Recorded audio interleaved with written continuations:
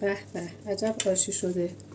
بهت قول میدم اگر این آش شلغم رو اول زمستون بخوری تا آخر زمستون سرما نمیخوری.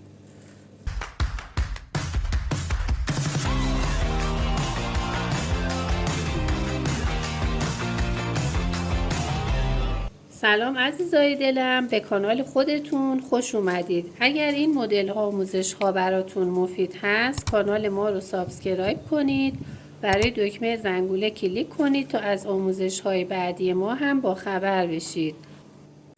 برای تهیه این آش بسیار مقوی و خوشمزه، این آش شلغم، یک پیاز متوسط رو نگینی ریز خرد میکنیم و با کمی روغن تفت میدیم. خب دوستان عزیز، من در این جور موارد در قابلمه رو میگذارم تا در حالی که پیاز داره تفت میخوره بافتش شیشه‌ای و نرم بشه. خب به این مرحله که رسید پیاز کمی زردچوبه رو اضافه میکنم،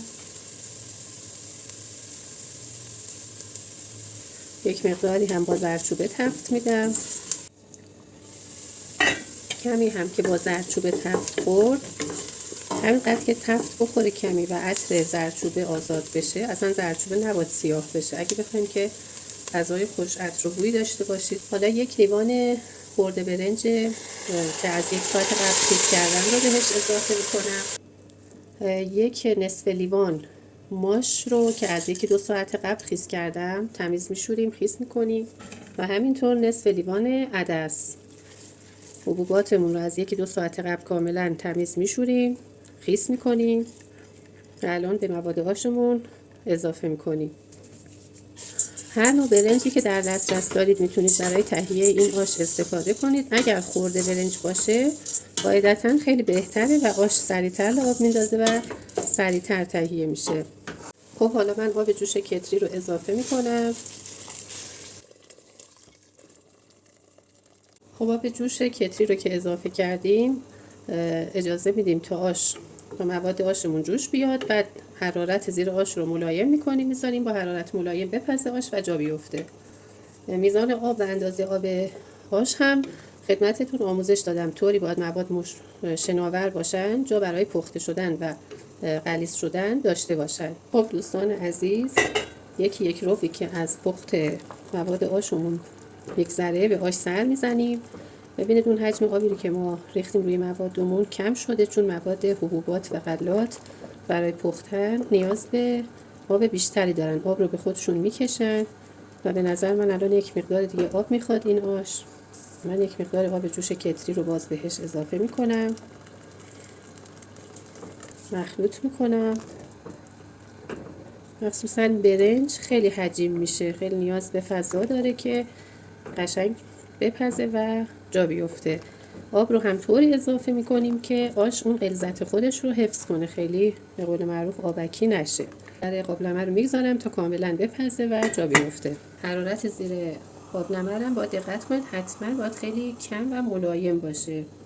خب دوستان عزیز، تا مدت زمانی که داره مواد آشمون میپزه ما شلغم ها رو تمیز میشوریم، کاملا تمیز دوفونی میکنیم و میشوریم.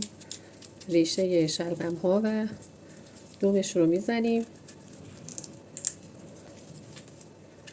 سعی کنید از شلغم های سفید و تازه و بدون لک استفاده کنید. از شلغم هایی که سفید هستن و بنفشه کمتری دارن شیرین تر هستن.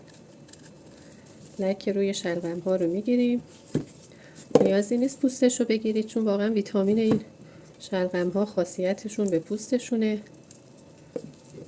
برای تهیه این نوع آش شلغم حدود 4 تا 5 عدد شلغم درشت نیاز هست، ولی چون من در اینجا از این بچ شلغم ها، از این شلغم کوچولوها هم استفاده کردم، 3 عدد شلغم درشت رو خورد میکنم و یک مقداری هم از این شلغم کوچولوها. اینها جایزه بچه ها هستن که دوست می‌دارن این نوع غذاها رو بخورن، اگر سرماخوردگی داشته باشن زود خوب بشن. حالا شلغم ها رو خیلی ریز خرد میکنیم. بعضی از دوستان هم عادت دارن رنده میکنن. میزان لازم مواد رو من توی قسمت توضیحات براتون کامل نوشتم.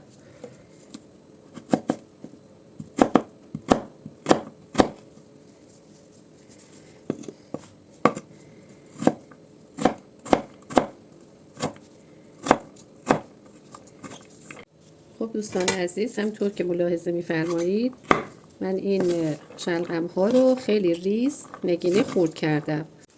من یک مقداری از این بیبی شلغم ها، این شلغم کوچولو ها معمولا میریزم توی آش برای تشویقی بچه کوچولوها که میخورن و عادت میکنن به غذاها و سریعتر حالشون خوب میشه. خب حالا به آشمون سر میزنیم. ببینید چقدر زود این آبی که ما اضافه کردیم، 1-2 بار به آش، سریع به خورد برنج و حبوبات رفته و هنوز هم یک مقدار کم دیگه نیاز داره که آب جوش بهش اضافه بشه. من یک مقدار کم دیگه بهش آب اضافه میکنم تا آش برای پختن، تا مواد برای پختن جا و فضا داشته باشن. مخلوطشون میکنم. خب حالا میزان شلغمی رو هم که نگینی خورد کرده بودم به مواد آشیمون اضافه میکنم. در تهیه آش شلغم به دلیل اینکه آش شلغم هست تا 1 کیلو شلغم میتونید در این آش استفاده کنید. تقریبا حدود 5 تا 6 عدد شلغم رو میشه ریز خورد کنید، ولی چون من از شلغم کوچولوها هم استفاده کردم 3 عدد شلغم درشت رو کاملا ریز خورد کردم و یک مقداری هم از اون شلغم کوچولوها برای جایزه بچه‌هایی که سرما خوردن و میخوان این آش رو بخورن، تشویق بشن و سریعتر خوب بشن. خب این شلغم کوچولوهامون رو هم اضافه میکنیم. بی نهایت این آش خوشمزه، مقوی هست و واقعا مناسب فصل سرما و زمستون هست.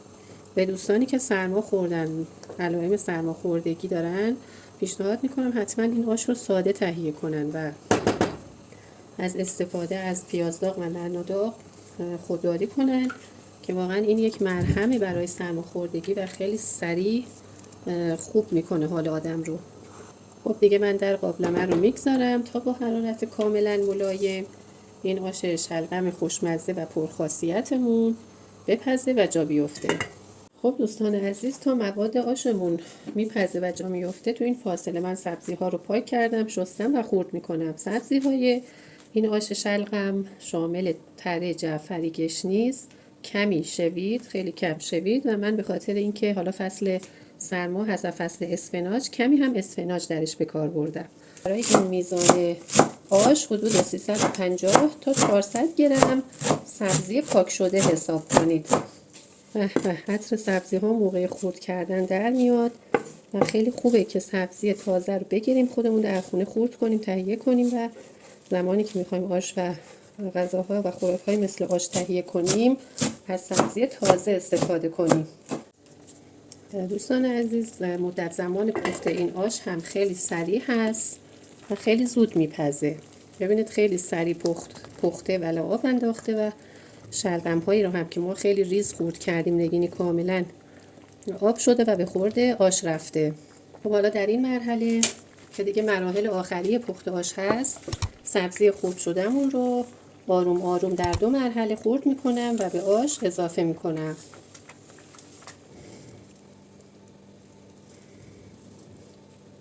خب دیگه سبزی رو هم که اضافه کردیم به میزانی که مجاز به مصرف نمک هستیم نمک رو هم اضافه میکنیم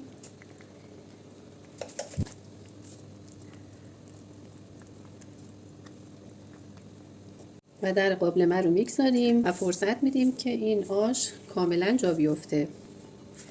مدت زمان این آش خیلی سریع هست، مثل همون آش عدس اسفناج.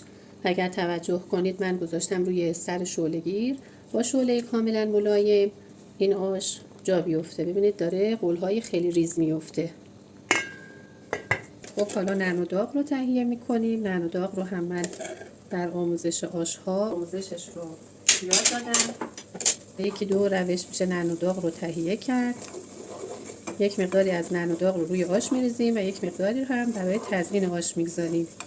در تهیه نعناداغ نعنا باید عطرش در بیاد و نباید بسوزه و نباید سیاه بشه. همینقدر که عطرش در بیاد براش کافی هست.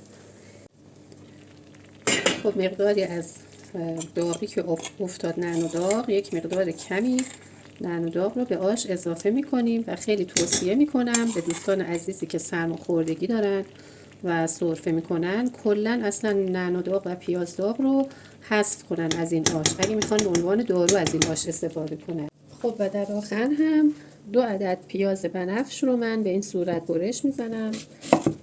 پیاز بنفش برای داخل آش و داخل غذاها بسیار طعم غذا رو خوشمزه تر میکنن. برای اینکه پیاز داغ با کیفیتی داشته باشیم پیازها رو با دست از هم باز میکنیم به این صورت تا کاملا یک دست و یک نواخت سرخ بشن. مقداری کمی روغن به پیازها در مرحله اول من اضافه میکنم. 1 برای مایتابه میذارم، با حرارت ملایم میذارم کمی پیازها بخار کنه و شیشه‌ای بشه.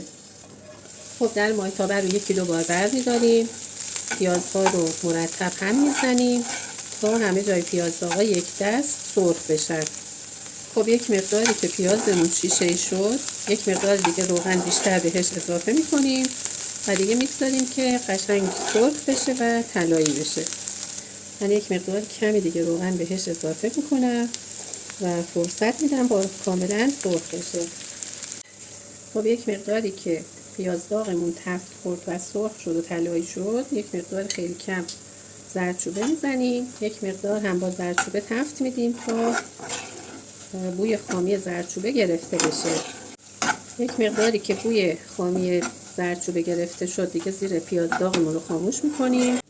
و در مرحله آخر هم پیاز داغمون رو من در یک ظرف ریختم، کمی که سرد شد به آشمون اضافه میکنم. به به عجب آشی شده. بهت قول میدم اگر این آش شلغم رو اول زمستون بخوری تا آخر زمستون سرما نمیخوری. آنتی بیوتیک خالصه، خیلی خوشمزه و خوش عطر و لذیذ و مقوی و پرخاصیت هست. اگر تا اینجای آموزش لذت بردید کانال خودتون رو سابسکرایب کنید و روی دکمه زنگوله کلیک کنید. ما رو هم به دوستان خودتون معرفی کنید تا به جمع خانواده ما بپیوندند. با لایک هاتون و کامنت های خوبتون به ما انرژی بدید و از خوردن این آش تو این روزهای برفی لذت ببرید.